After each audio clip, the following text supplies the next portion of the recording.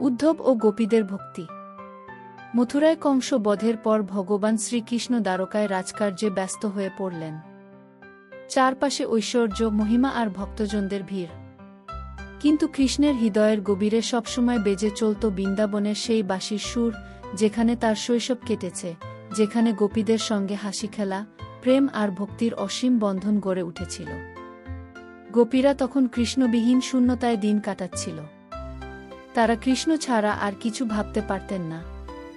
খাবার, ঘুম, সংসার সবকিছু যেন অর্থহীন হয়ে উঠেছিল। কেবল কৃষ্ণ স্মৃতি, কৃষ্ণপ্রেম আর কৃষ্ণের জন্য অশ্রু ছিল তাদের জীবন। এই সংবাদ কৃষ্ণের কানে পৌঁছাল। তিনি জানলেন গোপীরা তাকে ভোলেননি, বরং দিনরাত তাকে স্মরণ করেই চলছেন। কৃষ্ণ ঠিক করলেন তার ঘনিষ্ঠ বন্ধু উদ্ধবকে বৃন্দাবনে পাঠাবেন, যেন তিনি গোপীদের সান্ত্বনা দেন, তাদের ভক্তি ও প্রেমকে ব্যাখ্যা করেন। কৃষ্ণ তার প্রিয় বন্ধু ও শিষ্য উদ্ধবকে ডাকলেন। উদ্ধব ছিলেন জ্ঞানী, যোগেশ্বর, ভক্তদের মাঝে বিশেষ শ্রদ্ধেয়। কৃষ্ণ তাকে বললেন, উদ্ধব, বৃন্দাবনের গোপীরা আমার থেকে বিচ্ছিন্ন হয়ে কত কষ্ট পাচ্ছেন। তুমি ওদের কাছে যাও, তাদের আমার সান্ত্বনা দাও আর যোগজ্ঞান বোঝাও। আমি তাদের হৃদয়ে আছি। আমি সর্বত্র বিরাজ করি, শরীরে নয়, আত্মায় আমাকে পাওয়া যায়। উদ্ধবের যাত্রা। উদ্ধব ছিলেন জ্ঞানী, যোগী, কৃষ্ণের ভক্ত বটে। কিন্তু তার ভক্তি ছিল বুদ্ধির পথে, ধ্যান, সাধনা, দার্শনিক আলোচনা। কৃষ্ণের আদেশ মেনে উদ্ধব আনন্দিত মনে রথে চেপে বৃন্দাবনের পথে রওনা হলেন। পথজুড়ে তিনি ভাবলেন, এই গোপীরা আসলে কৃষ্ণকে কতটা মনে করে। আমি তো প্রতিদিন তার সান্নিধ্যে থাকি।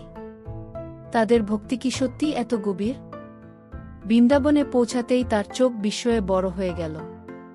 চারিদিকে বসন্তের রং, যমুনার নীল ঢেউ, কদম গাছের ছায়া, সবকিছু যেন মুগ্ধ করে তুলল তাকে। কিন্তু সঙ্গে সঙ্গে তিনি অনুভব করলেন, এই ভূমি শুধু প্রকৃতির জন্য পবিত্র নয়, এটি কৃষ্ণপ্রেমে ভরা। যমুনার তীরে, কদমগাছের ছায়ায় প্রতিটি কোণে কৃষ্ণের স্মৃতি যেন ছড়িয়ে আছে। গোপালদের খেলার মাঠ, সেই ঘাট যেখানে কৃষ্ণ স্নান করতেন, সেই বনের পথ যেখানে রাধা আর কৃষ্ণ একসাথে হেঁটেছিলেন, সব জায়গায় প্রেমের ছাপ। গোপীদের আরতি। বৃন্দাবনে পৌঁছালে গোপীরা কৃষ্ণের দূতকে দেখে অশ্রুভরা চোখে তাকে ঘিরে ধরলেন। উদ্ধবকে দেখে গোপীরা ছুটে এলেন। তারা ভেবেছিলেন হয়তো কৃষ্ণ এসেছেন, কিন্তু দেখে হতাশ হলেন।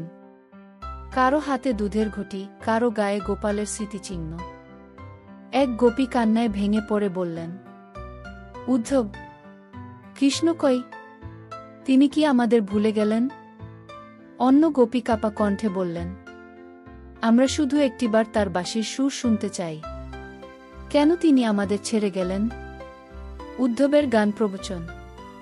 উদ্ধব তাদের বললেন, গোপীগণ, কৃষ্ণ সর্বব্যাপী। তিনি কেবল একজন ব্যক্তি নন, তিনি পরমাত্মা। তোমরা তাকে নিজের ভিতরে উপলব্ধি করো। সংসারের মোহ ত্যাগ করে ধ্যান করো, তবেই সত্যিকারের মুক্তি মিলবে। গোপীরা শোনেন, কিন্তু হাসিমাখা অশ্রু নিয়ে বলেন, উদ্ধব, আমরা এসব তত্ত্ব বুঝি না। আমাদের প্রেম কৃষ্ণের জন্য, আমরা তাকে স্বামী, বন্ধু, প্রিয়তম হিসেবে ভালোবাসি।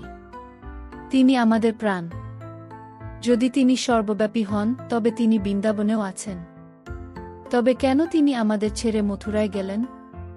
আমরা মুক্তি চাই না, আমরা কৃষ্ণ চাই।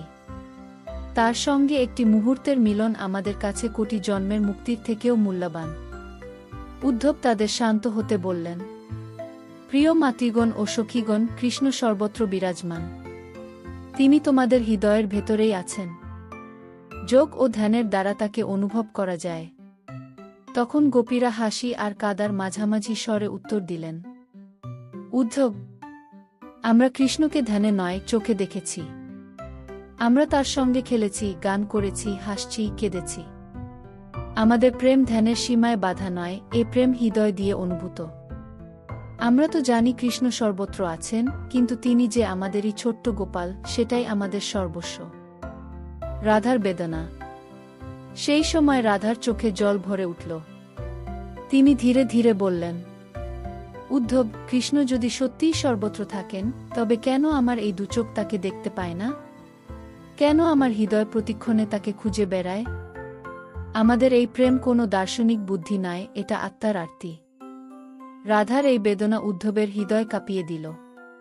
তিনি বুঝতে পারলেন, গান যত বড় হোক, গোপীদের প্রেম তার থেকে অসীম মহৎ। উদ্ধবের উপলব্ধি। দিনের পর দিন তিনি গোপীদের সাথে থাকলেন।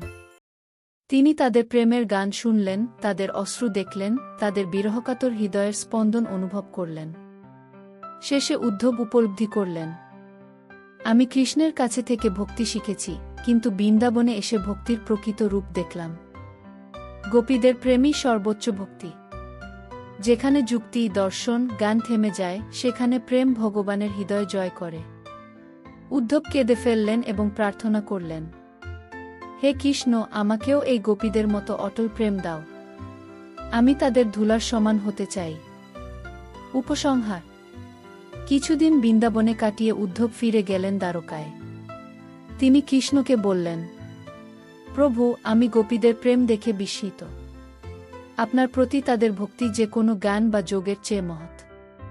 আমি আজ বুঝেছি, আসল মুক্তি গানে নয়, প্রেমে। কৃষ্ণ মৃদু হাসলেন, কারণ তিনি জানতেন ভক্তিপ্রেমই সর্বোচ্চ পথ। গল্পের শিক্ষা। এই কাহিনীর মূল শিক্ষা হল, ভগবানের প্রতি নিঃস্বার্থ প্রেম ও ভক্তিই সর্বোচ্চ। জ্ঞান, ধ্যান বা মুক্তি নয়, আসল ভক্তি হল প্রেম, যেখানে ঈশ্বরই জীবনের কেন্দ্রবিন্দু। প্রকৃত ভক্তি কোনো বইয়ের গান বা কঠোর সাধনায় সীমাবদ্ধ নয়।